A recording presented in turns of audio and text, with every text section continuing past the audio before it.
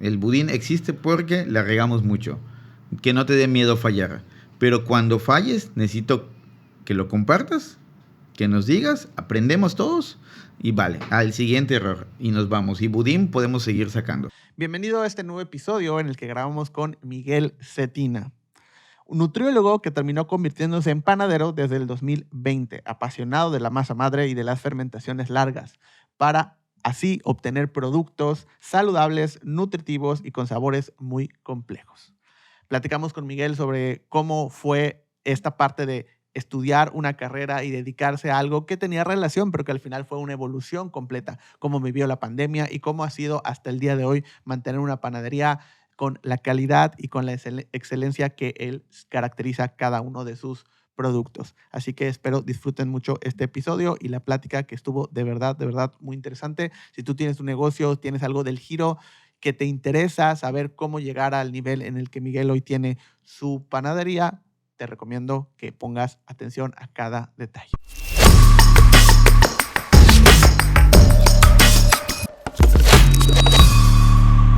Pues bueno, bienvenido. Muchas gracias por venir a aceptar esta invitación el día de hoy. Muchas gracias. Al programa, y pues tenía muchas ganas de tener esta conversación contigo. Hemos platicado en algunas ocasiones, pero creo que tampoco nunca hemos tenido como chance de tener una conversación un poco más a profundidad sobre pues este proyecto que tienes, esto que has hecho en muchos sentidos y desde muchas perspectivas, que me gustaría pues preguntarte varias cosas, y creo que pues tenerte en el podcast para mí es un honor y me da la oportunidad de poder platicar sobre esto. Y creo que me gustaría empezar justo la conversación preguntándote, pues yo sé que tú empezaste al final una carrera, terminaste una carrera universitaria en una área y luego te moviste hacia otra área, podemos decirlo, ¿no? Estaba medianamente relacionada, pero bueno, es otra área pues muy distinta de lo que empezaste a hacer. ¿Cómo fue esa decisión? O sea, ¿cómo es que empezaste o dijiste, ¿sabes qué? Estoy haciendo esto, ¿ejerciste en algún momento? No. Esto fue más como, ¿cómo te llevó de lo que saliste de la carrera a lo que hoy tienes? Creo que a la larga puedo decir que se dio de forma natural, y creo que era mi camino al final de cuentas. Yo estudié nutrición. Yo quería gastronomía, pero en ese entonces creo que solo había 2 propuestas de gastronomía aquí en Mérida. Dos universidades, o sea, 2 carreras. Y las 2 se salían del presupuesto increíblemente, o sea, no eran una opción. Entonces yo dije, bueno, me gusta la comida, la alimentación, nutrición. Y yo estudié con ese enfoque de que, bueno, yo quiero hacer que la dieta que uno veía a familiares, a tíos, tías, que cuidaban su alimentación, cómo era sufrir.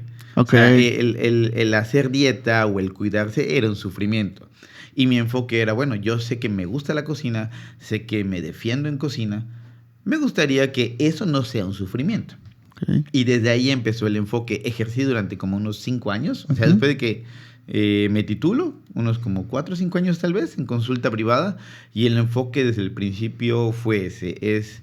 Yo les decía a mis pacientes, yo quiero que te vayas acá emocionado por lo que vas a comer. Era siempre mi enfoque. Y para mí la parte de cuadrar los macronutrientes no era tan complicado como yo estudiarme recetas, programas de cocina, libros, para encontrar cómo te hago atractivo a ti la comida. Que el comer mejor no sea un sufrimiento o un castigo. Que al contrario, que la gente cuando vea tu plato te diga, oye, ¿y eso? Uh-huh. Entonces era mi enfoque, y durante mucho tiempo me dediqué a eso. Pero llega pandemia. Okay. Llega pandemia, y justo cuando llega pandemia, llevaba a lo mejor como 4 meses de empezar un proyecto donde a los mismos pacientes que veía en consulta privada, les hacía su comida. Okay. Teníamos este proyecto que ahorita creo que es más común que se haga, que es tu nutriólogo, además ve que te cocinen. Yeah. Entonces yo estaba en las 2 partes, era todo el día estar girando alrededor de comida y los pacientes y todo. ¿Pero tú haces la comida o no? Al principio sí, cuando me superé un número tuve que llamar gente para que me eche la mano. Además yo tenía otro trabajo, entonces ya se complicaba la cosa. Pero pues llega pandemia, hay que cerrar todo y yo me quedo con mucho equipo de cocina. Uh-huh. En esa época, parte de lo que le hacía a los clientes eran jamones ahumados. Ok. que los hacía pues en casa, en un ahumador, me gustaba. Ajá. Y cuando viene la pandemia, pues me dicen, ¿por qué no me vendes el jamón que me vendías? Me gustaba mucho, estaba rico y está sano. Sí. Empecé a hacer eso. O sea, ya no como parte de la comida, sino véndeme el jamón completo, lo tengo en mi casa. Ajá, lo tengo en mi casa y yo me preparo las cosas que me habías mandado. Okay. Después, como pues, tenía mucho tiempo libre, o sea, acostumbrado a hacer 3 actividades todo el día. Me quedé con una, que era el trabajo fijo, que sí sobrevivió a pandemia. Pues empecé a cocinar en casa. Okay. ¿El trabajo fijo era del área o no? Más o menos era administrativo, pero sí en área de la salud. Ok. Sí. Entonces llegaba a mi casa y era cocinar. No había mucho que hacer. Y en esa época, pues creo que Amazon es cuando igual dio su super boom. Y yo compré una cantidad de libros de cocina increíbles. Entonces empezó siendo cocina general y de ahí fue a pan. Bueno, vamos a ver pan. Pan, no sé, de un autor alemán, de un autor británico. El que hace poco criticaron, de Richard Hart. Ajá. Igual fue uno de los primeros libros que compré. Yeah. Eso hace 5 años. Sí. Y empezar a conocer qué era la masa madre, cómo es. El caso es que estaba en mi casa, de por sí yo publicaba las recetas, lo que comía. Lo comparto y la gente me empieza a decir, oye, ¿por qué no me lo vendes? Yo, bueno, no tengo, el pan. No tengo mucho que hacer. Entonces sí, pues te lo hago, te lo preparo, ahí te pasa. Y ya empezamos. El primer pan que empezamos a cocinar fue la focaccia, que era uno que ya habíamos hecho antes. Pero pues dije, vamos a hacerlo de masa madre esta vez. Entonces quedó muy bueno y ya de ahí fue creciendo. Pero sí, yo creo que llegar a ese punto de entrar a la panadería, creo que eventualmente iba a caer de alguna forma. Si no era panadería, era algo de cocina, pero creo que desde el principio, antes de entrar a nutrición, mi enfoque tenía que ver más con lo que hay en el plato, que con el papel a lo mejor, o la parte más... Sí, o sea, más métrica, o sea, digamos, más del cálculo, era más de la preparación. Sí. Okay. O sea, es como, saco los ingredientes o los nutrientes que necesitas, pero la parte entretenida era, ¿qué hago con eso? Sí. Y creo que es donde yo me permitía jugar. Y por eso para mí era súper divertido. Era un reto encontrar algo distinto. Y era encontrar recetas de, no sé, de la India, asiáticas, o sea, buscar en otras partes cómo esos mismos elementos hacen que sepan distinto. Sí. Y esa era la chamba y me gustaba muchísimo. Y justo, o sea, creo que algo que caracteriza, o sea, como lo que hoy tienes, la panadería que hoy tienes, es lo diferente de los sabores y de los ingredientes. O sea, sí veo que en cada pan o cada pieza que por lo menos lo que muestras y lo que empiezas a hacer en recetas y en los videos, etcétera, sí hay externamente yo por lo menos lo veo como un sabor distinto a lo que estamos acostumbrados tal vez en otras marcas o de manera local. ¿Cómo así, o sea, cómo fue la percepción o la recepción de la gente? Porque obviamente tú lo subes y pues te empiezan a escribir algunos y le empiezas a vender y ok, sí te lo vendo, pero ya de eso a saltar a poner un negocio enfocado en eso que tiene que tener pues, metas de venta para que siga existiendo, una renta, o sea, ¿cómo fue ese salto? ¿Qué tan difícil fue? ¿Qué tan fácil fue? Como esa escalabilidad, digamos, al punto hoy. ¿Qué tan fácil o difícil fue?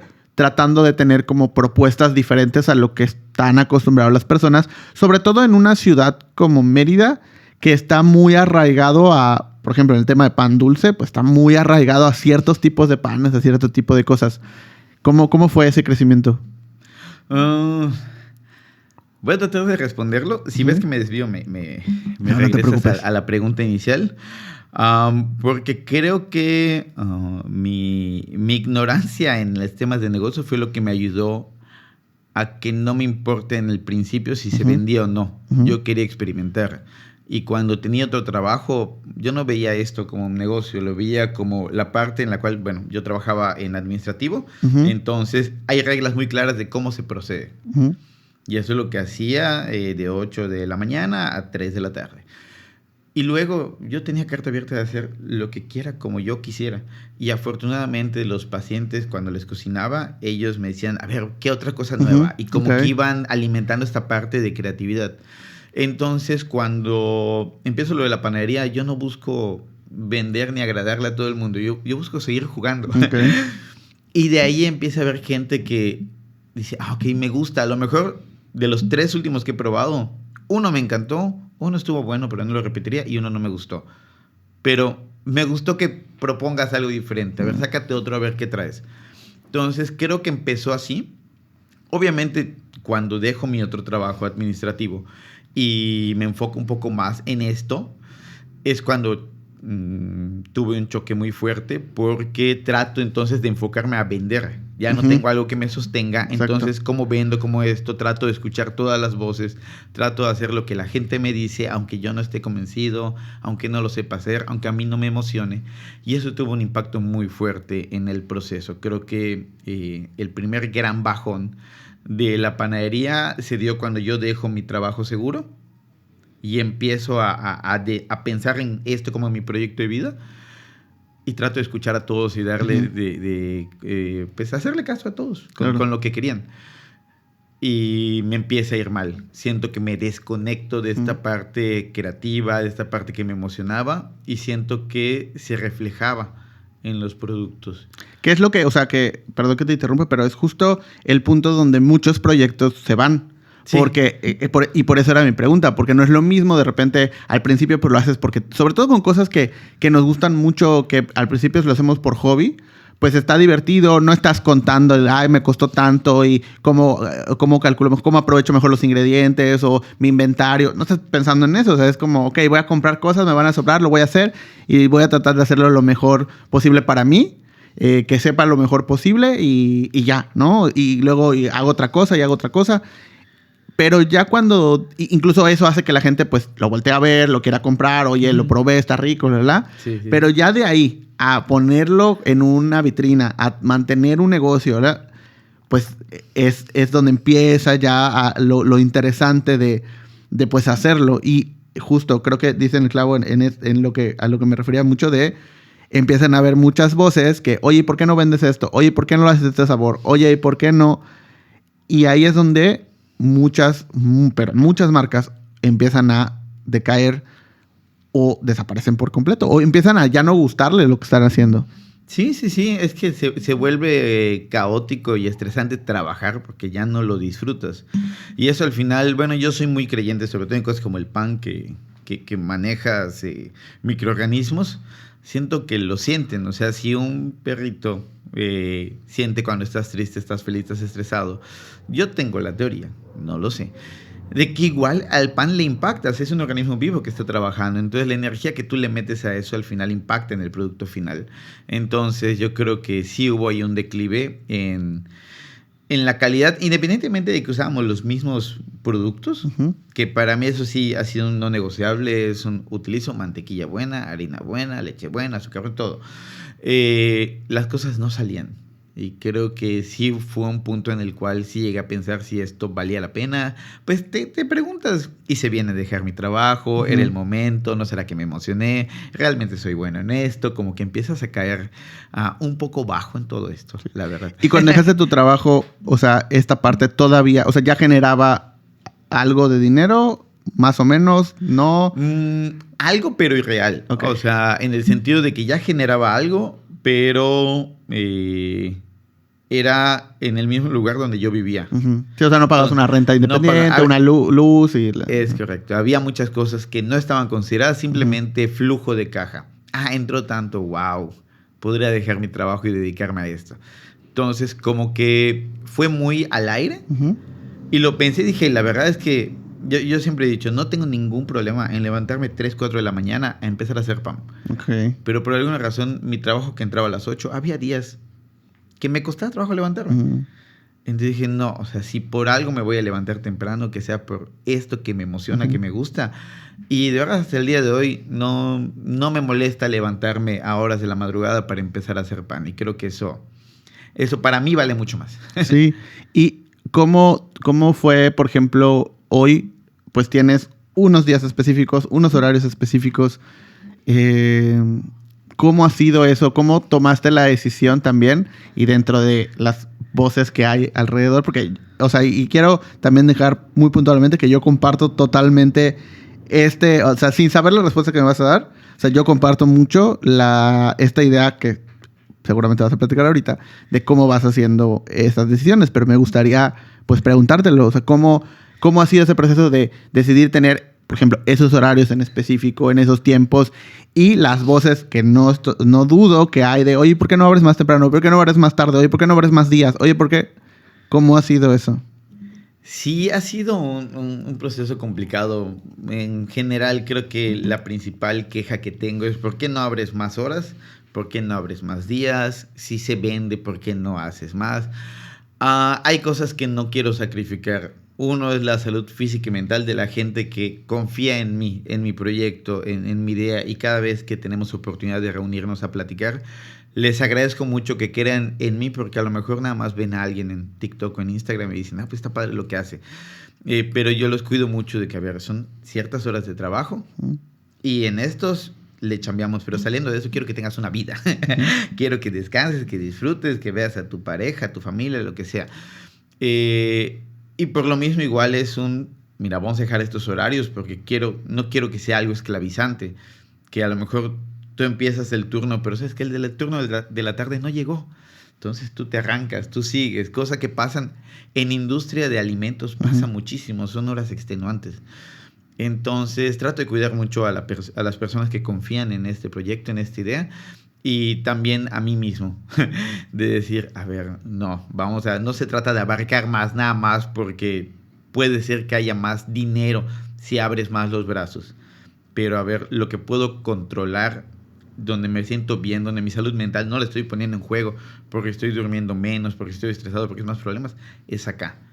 Obviamente, constantemente estoy trabajando a ver de qué manera puedo hacerlo, pero siempre sin volverme loco, porque creo que el dinero te puede cegar y no solamente te llevas a gente entre las patas, sino a ti mismo.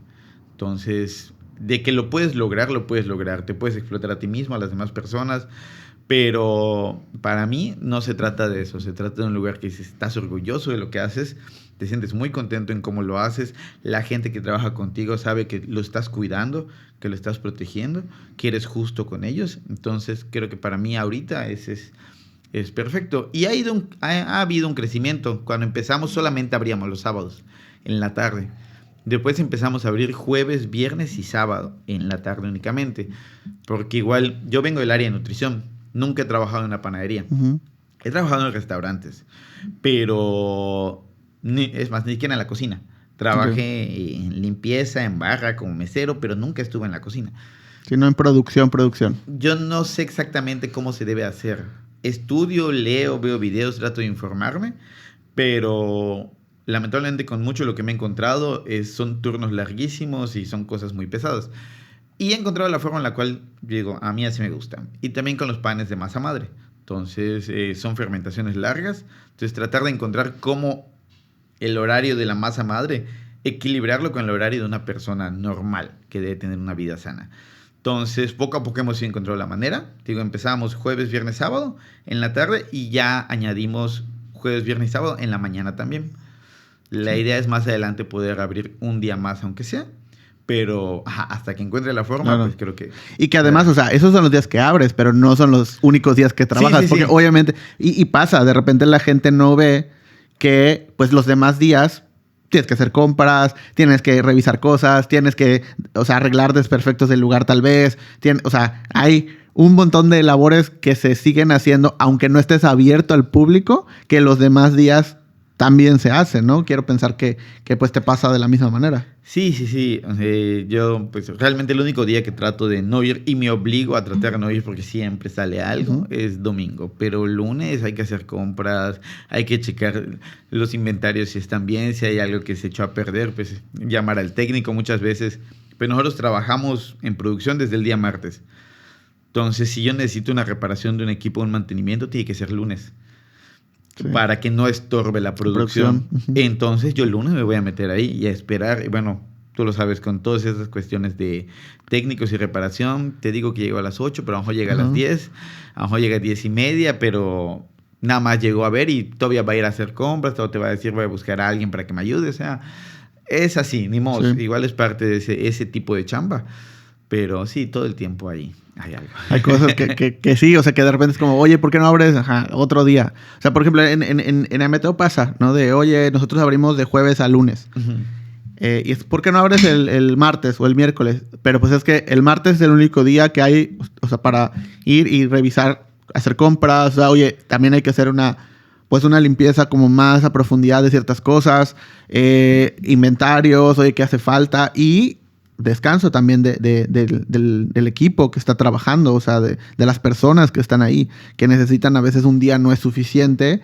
Y pues como todos tenemos una vida y oye que tengo que ir a hacer un trámite, oye que tengo que ir a hacer esto, oye que tengo que, o no sé, hacer lo que sea, o sea, ir al cine, no importa. Entonces tener como más días de descanso también es bueno para todos. Sin embargo, también hay cosas que pues tú que estás detrás del negocio sigues haciendo a pesar de que no abras, que eso también es un punto.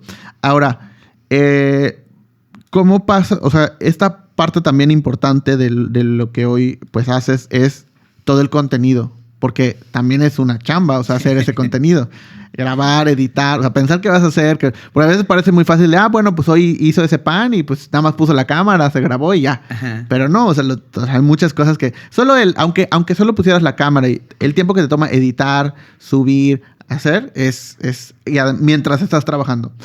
¿Cómo fue ese proceso? O sea, ¿cómo decidiste empezar a hacer ese contenido? ¿Cómo ha sido? ¿Tienes un proceso para los videos? ¿No? ¿Lo vas haciendo como se te ocurre? ¿O tienes un plan de qué quieres grabar o cómo quieres grabar? ¿Qué tanto hoy pues se ve ya como con un formato, por así decirlo? O sea, bueno, sales tú, explicas un poquito, hay tomas, o sea, como que tiene una congruencia o más bien una dirección cada video, ¿no? Similar. ¿Eso lo hiciste a propósito? ¿Se fue dando? ¿Cómo ha sido esa parte de la creación de contenido? Pero realmente en un principio, de hecho desde que yo era nutriólogo grababa videos de recetas o explicaciones, cositas, porque bueno, veía que eso funcionaba. Al final yo no soy tan fan de estar frente a una cámara, me pongo nervioso, pero pues bueno, hay que sacar la chamba y hay que hacerlo. En los últimos meses sí he estado estudiando más sobre cómo hacer contenido. Ya ahorita estoy un poco más enfocado a contar algo, más que mostrar algo. Proceso. Entonces, a lo mejor sí hay tomas que son del producto final, de cómo estoy trabajando, pero quiero contar una historia, aunque sea pequeña, de qué nos pasó hoy qué hicimos, cómo lo hicimos. Y pues llevo, creo que desde noviembre, ya con una estructura de un guión, de 3 momentos, tratar de identificarlos, el tema, pensar en un inicio que llame la atención, porque ves que cada vez está más difícil llamar la atención, entonces echarle un poco a coco a eso, pero trato de, o al menos ahorita hago un ejercicio de a la semana escribo 3 pequeñas historias, de lo que sea, no que sean de panadería, solamente para tratar de habituar a mi cerebro de que lo que pasa en el día, ponerle un orden. Okay. Entonces, un inicio, una problemática, una resolución. Entonces, lo escribo rápidamente y ya, por más que sea algo pequeño, todo, como que tratar de habituarme para que cuando yo me siente a pensar qué quiero contar de lo que me pasó en el día, diga, ok, se me haga un poco más fácil. Sí, y que yo creo que en el último año probablemente, específicamente en el área de cosas de cocina o producción, pan, o sea, de todo ese estilo, o incluso otros que tal vez no son pan, o sea, no son de consumo, o sea, de alimento, pero son de producción, se puso muy de moda, ¿no? Que los que están detrás de la marca estén contándote mientras están haciendo algo. Que no, como dices, o sea, no te estoy contando la receta de un pan o no te estoy contando la receta de algo que estoy haciendo, sino me estás viendo hacer algo mientras te estoy platicando, no sé, lo que sea. A veces ni siquiera tiene que ver con el negocio. Sí. Es como, hoy me pasó esto cuando pues fui a platicar con mis papás, ¿no? O sea, se puso muy de moda y son videos que generan mucha interacción, sobre todo en TikTok. Pero ¿cómo has visto ese impacto en el negocio? O sea, ¿crees que hoy ya tienes un impacto de hago un video y sí se relaciona con la cantidad de gente que va, o dejo de hacer videos y se nota en la cantidad de gente, o subo un video haciendo un producto y sí se vende más ese producto? ¿Cómo es hoy tu lectura de esa parte? Sí tiene un impacto. Siento que cuando dejo de hacer videos, no una semana, sino mes y medio, porque hay temporadas que te abruma tanta cosa, estás tan estresado que dices, mira, modo supervivencia, lo que ya sabemos hacer bien, lo seguimos haciendo, lo que nos consume más energía, pausa un ratito en lo que vemos cómo avanzamos. Sí, después de un mes tal vez de no generar contenido, sí veo una baja en las ventas. Y volver a hacer contenido no impacta de la noche a la mañana, pero a lo mejor en 15 días veo cómo va regresando la gente. Sí, si promociona algún producto o si muestra un nuevo producto, sí vemos que la gente llega preguntando por ese producto en específico. Y así vamos igual un poco nosotros midiendo esto funciona, no funciona, llama la atención o no llama la atención. Porque bueno, hay cosas que a mí me llaman la atención de productos. Ha habido muchos productos que yo digo, este va a ser hitazo. Y nadie le interesa. Siempre queda, lo repartimos entre todos, sí, y no se mueve. Y el que yo digo, bueno, este básico, hay cuenta, crema pastelera. Ajá. Para mí, la crema pastelera es muy rica, sí, pero es básico. Sí, hay oferta de crema pastelera en todos lados. En todos lados. Y pues sí, o sea, al final el tema del contenido que, como estábamos platicando, es un tema que se ha puesto, o sea, muy de moda específicamente en esta área de producción. O sea, que además la gente quiere ver como al dueña de la marca estando ahí platicando y haciendo, más que solamente como la marca o sus procesos, o lo que antes era de, me muestras como el proceso, la receta para que yo la haga en mi casa o para que yo la replique. Ahorita es más de, no, solo quiero, mientras estoy comiendo, ver cómo está amasando o cocinando algún pan, pero mientras me está contando algo. Se ha puesto muy de moda, tanto que pues ya, o sea, muchos dueños, obviamente yo lo veo, ¿no? Dueños de cafeterías, dueños de panaderías, de restaurantes, de productos. O sea, ahorita hay una marca de jabones muy famosa que también, pues es esta chica platicando su día a día mientras hace un jabón o mientras simplemente tiene en sus manos el producto. Pero pues al final es una tarea adicional, sí, que tienes que hacer. Y ahorita, o sea, también decías que pues has estado como también teniendo como esta pues educación al respecto de la creación de contenido, ¿no? ¿Cómo has llegado a eso? O sea, ¿cómo has decidido, mira, voy a ver esto me ha servido, esto no? ¿Eres más de libros? ¿Eres más de seguir otras cuentas que te enseñen cómo hacer cosas? ¿O tú irlo descubriendo? ¿Cómo ha sido ese proceso? Creo que soy más de libros, pero me gusta la teoría que no está necesariamente enfocada a redes sociales. Okay. O sea, simplemente ahorita lo que estoy leyendo son libros de contar historias, que lo pueda agarrar desde alguien que va a escribir un libro, alguien que va a hacer un guión de cine, o alguien que simplemente quiere aprender a transmitir una idea de mejor manera.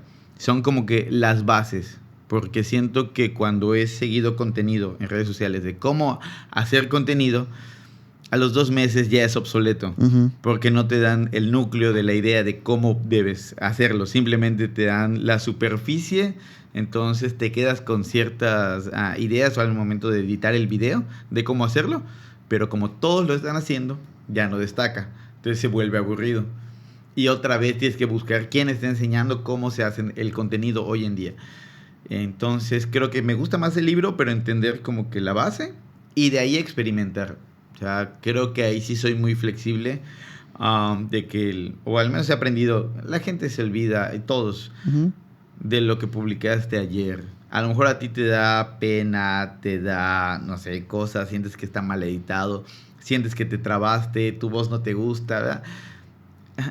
Al día siguiente se les va a olvidar que hiciste el oso en redes sociales. Entonces, bueno, vamos a probar diferentes formas. Lo que traiga hoy, la energía que traiga hoy, vamos a ponerlo y vamos checando. Tratando de seguir una estructura en mi cabeza que teóricamente ayuda a contar bien las historias.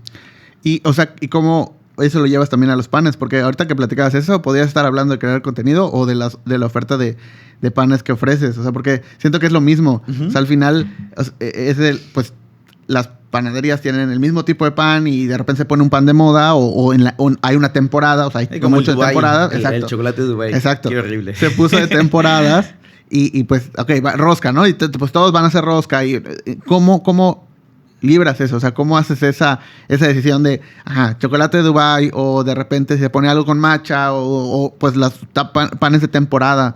¿Cómo es ese proceso para ti? Pues una de las cosas que hago,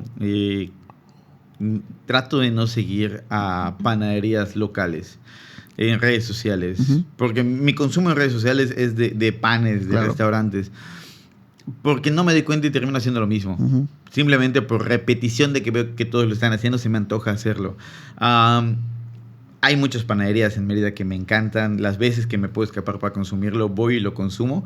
Me fascina ver las cosas que hacen, pero siento que en redes sociales, si yo me pongo a verlo, caigo exactamente en lo mismo. Entonces, trato de evitarlo y más bien es ir jugando. Me gusta, pues yo hago las compras de la panadería.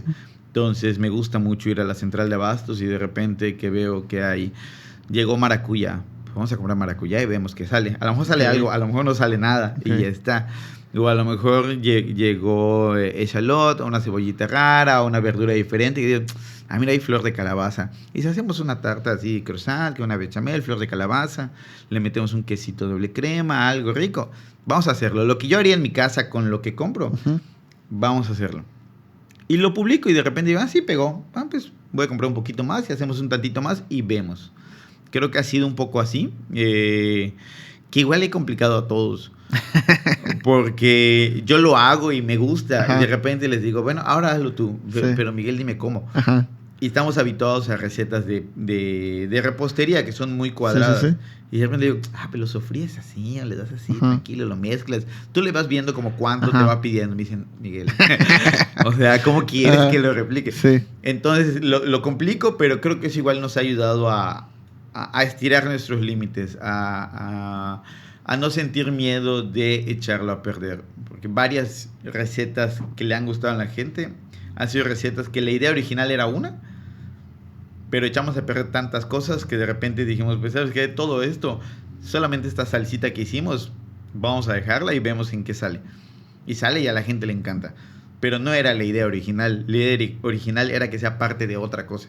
Yeah. Entonces, pues igual hemos visto que ese proceso de fallar es necesario.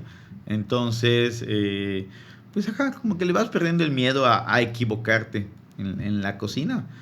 Y a jugar creo que es lo que más me gusta. Y jugar. Tienes o sea, ¿cómo es en el día a día esta cuestión de tienes una cantidad de producto o más bien tienes unos panes específicos que, mira, estos son los que vamos a hacer siempre y luego tengo un porcentaje de experimentación que de repente voy metiendo o lo dejo tanto tiempo? O sea, tienes una estructura de qué vas a hacer. Ahorita platicabas de, llego a la central de abastos, veo qué ingredientes hay y de ahí agarro. O sea, pero supongo que también llegas con una lista de compras de cosas que sí. Porque tienes que hacer ciertos panes. Pero ¿cómo es esa distribución? ¿Cómo decides cuáles ya no tener? ¿Cómo es ese día a día? Le he ido bajando. Hace, ¿qué será? Año y medio. El menú cambiaba cada semana. Era terrible igual para las personas de mostrador. Porque era, no sé, tener 10, 12 variedades. Y de esas 12 variedades, 5 eran totalmente nuevas. Y era cómo lo explican. Por más que lo prueben, cómo lo explican. Si es la primera vez que lo escuchan. Y ellos llegaban 45 minutos antes de la apertura. Okay. Entonces, sí, era complicado. Le he ido bajando. Ahorita hay un menú fijo. Y la parte de experimentación no la pongo en el menú. Okay. Eso lo hago. Si tú llegas, a lo mejor vas a ver algo diferente. Te lo explicamos. Si te antoja, te lo llevas. Y le hago un videíto para que yo vaya midiendo. ¿Llama la atención o no llama la atención? ¿Gusta o no gusta? Bueno, sí gustó. La siguiente semana hacemos una tanda un poco más grande. Okay. Y vamos explorando. ¿Sabes qué? Si se vendió, llamó la atención. La gente que lo comió está pidiendo repetir. ¿Sabes qué? Lo ponemos como pendiente para cuando cambie el menú. Ese lo incluimos para que esté de fijo. Entonces, sí hay un porcentaje de experimentación, pero no se queda fijo en el menú. Hasta el siguiente mes, que ya esté fijo en el menú, ya está. Al menos así lo manejo ahorita. Porque si no era demasiado cambio. Y también generaba mucha merma en la panadería. Claro. Porque pues, no puedes comprar un poquito de cosas. Compras de repente mucho y ahí está sentado. Sí. Entonces, ya ahorita es un 90% es apegarse al plan. Y 10% es ir experimentando, pero no experimento y entra en el menú de fijo. Experimento y lo testeo en vitrina, lo testeo en redes sociales. Vemos igual si la receta la podemos hacer en grande, porque pues habrá cosas que decimos, está fácil hacer, no sé, esta decoración en 1 o 2 panes, pero si te pones a hacer 50, 60 panes de estos, te vas a llevar hora y media de producción y le das en la torre a todo lo que ya todo tenemos lo demás, estandarizado. claro. Entonces, a lo mejor digo, no, está muy padre, muy bonito, pero resultó ser un producto para contenido, no para vender. Sí.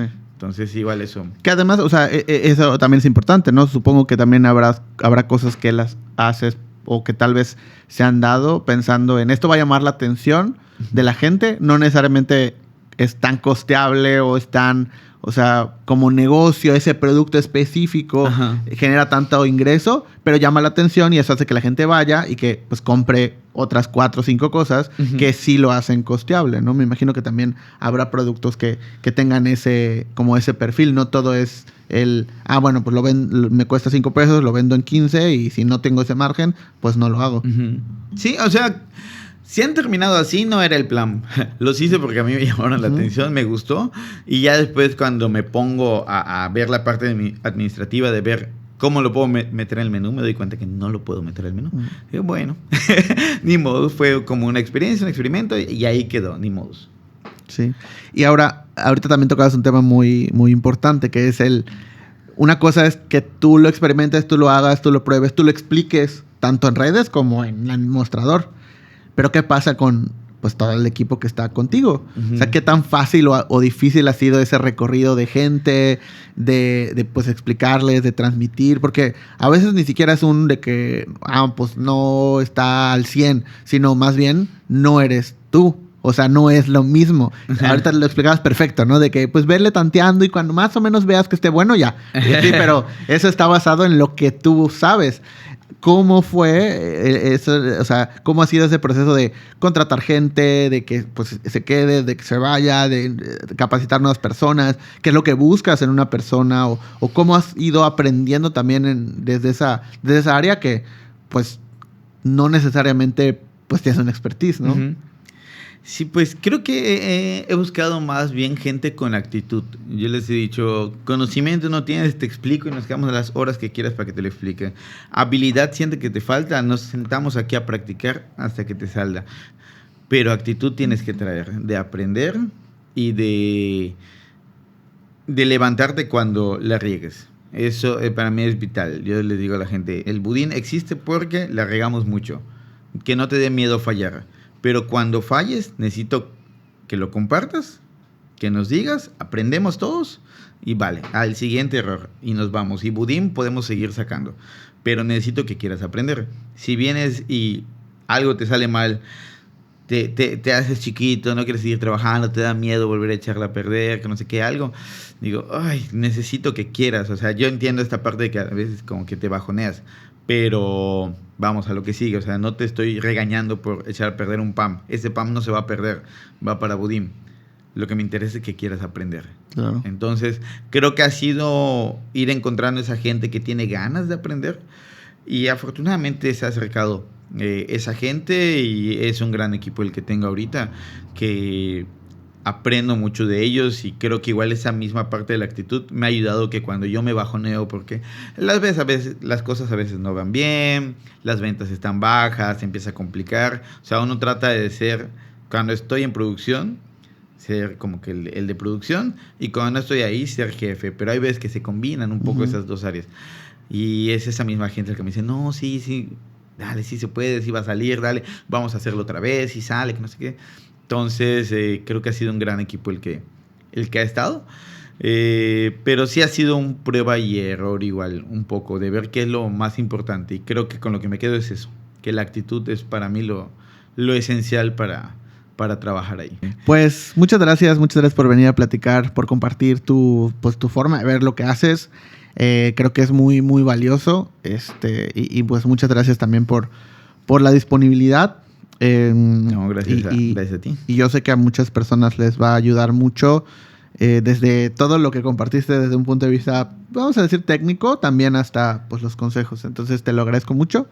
Y pues todas las redes sociales y todo lo que hace Miguel va a estar en la descripción para que vayan a checarlo. También muchas gracias por ver o escuchar este episodio. ¿Algo más que quieras decir? ¿Dónde te pueden encontrar? Van a estar los enlaces, pero si lo quieres decir a la cámara. Pues la panadería está en Residencial Pensiones, a contraesquina de la iglesia de la Asunción, Jueves, viernes y sábado en la mañana, a partir de las 7 de la mañana.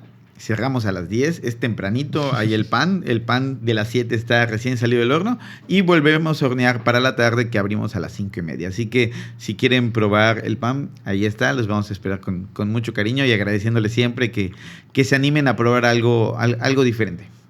Pues muchas gracias y pues nos vemos o nos escuchamos en un siguiente episodio.